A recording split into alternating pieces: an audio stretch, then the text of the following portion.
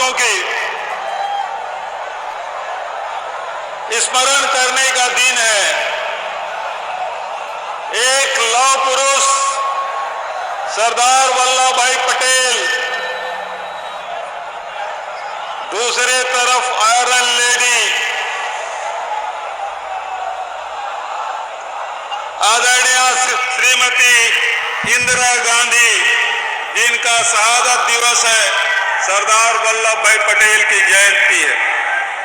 मैं आप सबसे निवेदन करना चाहता हूं, मेरे साथ एक बार नारा लगाएं, सरदार वल्लभ भाई पटेल अमर रहे, इंदिरा गांधी अमर रहे। इस मंच में उपस्थित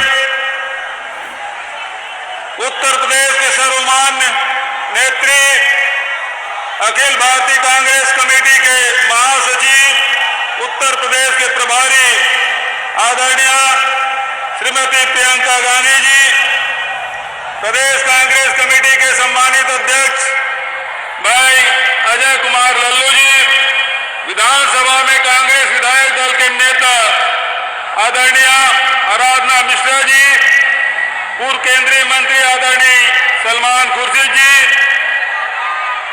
पूर्व मंत्री आदरणीय भाई आरपीएन सिंह जी, सांसद पूर्व सांसद जितेंद्र सिंह जी, भाई अखिलेश प्रताप सिंह जी, लालचंद निषाद जी, नसरुद्दीन सिद्दीकी जी, कमल किशोर कांवड़े जी, इमरान प्रतापगढ़ी जी और सभी हमारे एआईसीसी के सभी प्रभारीगण, मंच में उपस्थित हमारे सभी नेतागण, उपस्थित भाइयों बहनों, युवा साथियों और पत्रकार साथियों, ये धरती कबीर, ये धरती भगवान बुद्ध, गुरु गोरखनाथ की धरती, जहां करुणा है, प्रेम है, दया है, यहां भाईचारा है, यहीं से पूरी दुनिया को संदेश गया। लेकिन मुझे समझ नहीं आ रहा है, नाथ संप्रदाय में तो जो वंचित हैं, गरीब हैं, किसान हैं, मजदूर हैं, उसे गला लगाने की परंपरा है। लेकिन योगी आदित्यनाथ जी, आपको क्या हो गया कि आप गरीबों के घर में बुलडोजर चलाने लगे? आप योगी आदित्यनाथ हैं कि बुलडोजर नाथ हैं?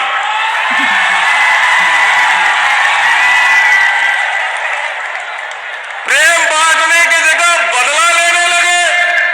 जिस जनता ने आपको 5 बार सांसद बनाया, उत्तर प्रदेश की जनता ने 5 साल निष्कंटक राज करने के लिए मुख्यमंत्री बनाया, और वही योगी आदित्यनाथ किसानों के, गरीबों के, मजदूरों के, वंचितों के घर में बुलडोजर चलाने लगे। अरे इनका नाम तो बुलडोजर नाथ रखना चाहिए, योगी आदित्यनाथ नहीं। आदरणीय साथियों, आज हम सरदार वल्लभ भाई पटेल की जयंती मना रहे हैं, उन्हें स्मरण कर रहे हैं। उन्होंने बारडोली के बड़े किसान आंदोलन की शुरुआत की थी और अंग्रेजी शासन के चूल्हे हिला दी थी। वो सरदार वल्लभ भाई पटेल, जिन्होंने आजादी के बाद नेहरू जी के साथ मिलकर 500 से अधिक रियासतों का विलीनीकरण किया और इस देश को एक अखंड भारत का निर्माण उन्होंने किया। आज देश एक दिखाई देता है तो उसमें सरदार वल्लभ भाई पटेल का सबसे बड़ा योगदान। किसानों की लड़ाई और देश की एकता अखंडता के लिए। वहीं श्रीमती इंदिरा गांधी जी, जब देश में अकाल पड़ा, सूखा पड़ा, अनाज की कमी हुई, अमेरिका से 470 पीएल के तहत यहां से राशन लाए गए, तब उन्होंने किसानों के साथ मिलकर किसानों का आह्वान किया, हरित क्रांति उन्होंने लाई और देश को अनाज के मामले में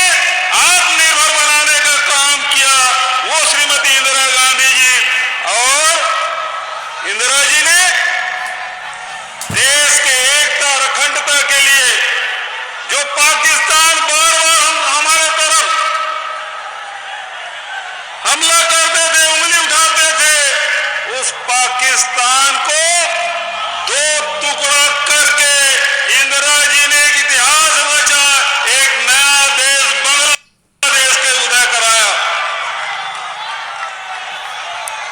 उस समय हमारे बड़े बुजुर्ग हैं, उनको याद होगा, इंदिरा जी को गूंगी गुड़िया कहते थे। गूंगी गुड़िया कहते थे, वो कुछ नहीं कर सकती ये सोचते थे, लेकिन वो नेहरू जी के खून, उन्होंने, उनको जब अवसर मिला तो उन्होंने बता दिया कि देश कैसे चलाना है, देश की एकता और अखंडता कैसे बनाए रखना है, किसानों का सम्मान कैसे करना है।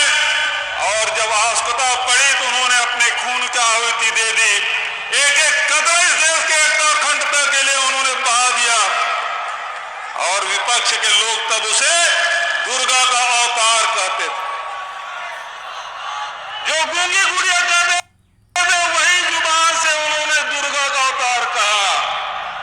आदरणीय साथियों, आज आपको याद दिलाना चाहता हूं, प्रियंका गांधी जी सोनभद्र से लेकर उन्नाव और हाथरस होते हुए लखीमपुर के अन्याय के खिलाफ लड़ाई लड़ी, और उन्हें जब नजरबंद किया गया, उनकी जब गिरफ्तारी हुई, वो कमरे भी साफ नहीं थे, वो झाड़ू लगा रही थी। तो योगी आदित्यनाथ जी ने क्या कहा, इनको झाड़ू लगाने के लायक ही हमने रखा है, यहाँ की जनता ने उस लायक रखा है। हमारे घर में बेटियां झाड़ू भी लगाती है, और जब देश पे आ जाए तो वो लक्ष्मीबाई और दुर्गाबाई भी बन जाती है, और देश को जब कुर्बानी की जरूरत पड़ती है तो इंदिरा गांधी भी बन जाती है। मैं योगी आदित्यनाथ जी को कहना चाहता हूं, जिसे आप झाड़ू लगाने वाली कह रही हैं, वही पूरे पूर्वांचल से, पूरे उत्तर प्रदेश से भारतीय जनता पार्टी को झाड़ू लगा के साफ करने वाली है। आदरणीय साथियों, मैं छत्तीसगढ़ से आता हूं। छत्तीसगढ़ को धान का कटोरा कहा जाता है। मैं किसान का बेटा हूं, किसानों की तकलीफें जानता हूं, और वहां 2018 में जब चुनाव हुआ और राहुल जी वहां गए, वहां के किसानों के हालात उन्होंने देखी, और देखने के बाद उन्होंने घोषणा किया, हमारी सरकार बनेगी तो 10 दिन के भीतर में किसानों का ऋण माफ होगा। उन्होंने कहा कि हमारी सरकार बनेगी तो 2500 रुपये क्विंटल में धान खरीदा जाएगा, हमारी सरकार बनेगी तो किसानों को मुफ्त में बिजली और घरेलू उपभोक्ताओं को बिजली बिल आधा में दिया जाएगा। हमारी सरकार बनी, राहुल जी के बात पर वहां की जनता ने विश्वास किया, 3/4 बहुमत से कांग्रेस की सरकार बनी। राहुल जी शपथ ग्रहण में आए थे, सारे नेता मंच में बैठे हूं, उनमें से बहुत सारे नेता रायपुर आए थे, और शपथ ग्रहण समारोह समाप्त हुआ। एयरपोर्ट में हमने राहुल जी को विदा किया, वो दिल्ली एयरपोर्ट में उतरे नहीं थे। 2 घंटे के भीतर में 18 लाख किसानों के 9,000 करोड़ रुपया माफ कर दिया। 2500 रुपये क्विंटल में धान खरीदी। आपके यहां कितने में धान बिक रहा है? 1000 रुपया, 1200, और छत्तीसगढ़ में अब आपको 2500 चाहिए कि नहीं चाहिए, मैं आपसे पूछना चाहता हूं। यदि आपको 2500 रुपये में आपका धान बिके, ये चाहते हैं तो मैं सभी किसान भाइयों से चाहता हूं, हाथ उठाएं। कितने लोग हैं जो 2500 रुपये क्विंटल में धान चाहते हैं? और आज मैं आपसे कहना चाहता हूं, आदरणीय प्रियंका जी, आदरणीय अजय लल्लू जी, आदरणीय अनुराधा जी,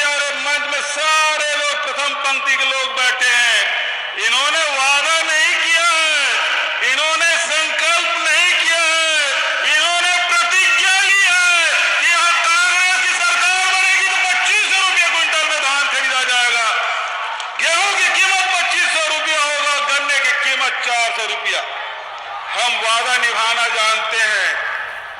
ये सत्ता के लिए कुछ भी कर सकते हैं। ये वो लोग हैं जो महात्मा गांधी के पैर छू के नाथूराम गोडसे उसके सीने में गोली मार सकते हैं। ये उस परंपरा के लोग हैं। और हम लोग देश के एकता अखंडता के लिए, चाहे वो महात्मा गांधी जी हो, चाहे इंदिरा जी हो, चाहे राजी जी हो, उस परंपरा के लोग हैं कि देश के किसानों के लिए, मजदूरों के लिए हम खून पसीना नहीं, खून भी बहा सकते हैं। हम उस परंपरा के लोग हैं। तो आज प्रियंका जी ने वादा किए हैं, उस वादे को तो आपके सामने रखेंगे ही। मैं तो इतना कहना चाहता हूं कि आज किसान आज परेशान है, मजदूर आज परेशान है, नौजवान परेशान है, माताएं बहनें बेरोजगारी के साथ साथ महंगाई से परेशान है। आज ये गौ भक्त कहलाते हैं, गाय के नाम से वोट मांगते हैं कि गाय की सेवा नहीं करते। हमने छत्तीसगढ़ में 11,000 पंचायत है साहब। छत्तीसगढ़ में 10,000 गौशाला हमने स्वीकृत किया। 6,000 गौशाला बन गए। 50 लाख क्विंटल गोबर खरीदे। 2 रुपया किलो में दुनिया में कहीं नहीं खरीदा जाता, छत्तीसगढ़ में खरीदा जाता है। आज फसल हमारे बर्बाद नहीं हो रहे हैं। गौवंश की सेवा भी हम कर रहे हैं। लोगों के जेब में पैसा डालने काम कर रहे हैं। वर्मी कंपोस्ट भी बना रहे हैं। अब तो छत्तीसगढ़ में गोबर से बिजली भी बनाने का काम कर रहे हैं। हमारी फसलें भी बच रही है। क्या यहाँ गौशाले नहीं बन सकते? क्या गाय की सुरक्षा नहीं हो सकती? क्या हमारे फसलों की सुरक्षा नहीं हो सकती? तो कांग्रेस की सरकार बनाइए, आपके फसल की सुरक्षा भी होगी और फसल के दाम भी आपको मिलेंगे। ये मंच से मैं कहना चाहता हूं। आदरणीय साथियों, बहुत ज्यादा समय मैं आपके और प्रियंका जी के बीच नहीं रहना चाहता, लेकिन जब तक